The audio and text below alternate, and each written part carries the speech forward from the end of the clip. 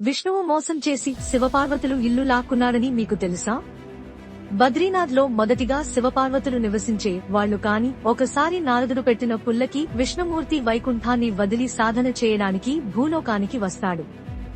శివుడు ఉండే బద్రీనాథ్ కే వెళ్దాము అని వెళ్తాడు. అక్కడ ఒక ఇల్లును చూస్తాడు. ఆ ఇల్లు ఇంకెవరిదో కాదు, శివపార్వతులది. దాంతో విష్ణువు మాయతో ఒక పథకం వేసి ఒక చిన్న పిల్లవాడి రూపంలోకి మారి ఇంటి ముందు కూర్చుని ఏడుస్తూ ఉంటాడు.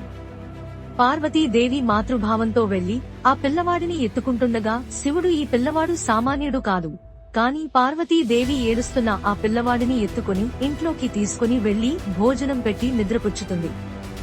మరుసటి రోజు శివపార్వతులు పని మీద బయటికి వెళ్లి ఇంటికి రాగా ద్వారం లోపలి నుండి గడియ పెట్టి ఉంటుంది.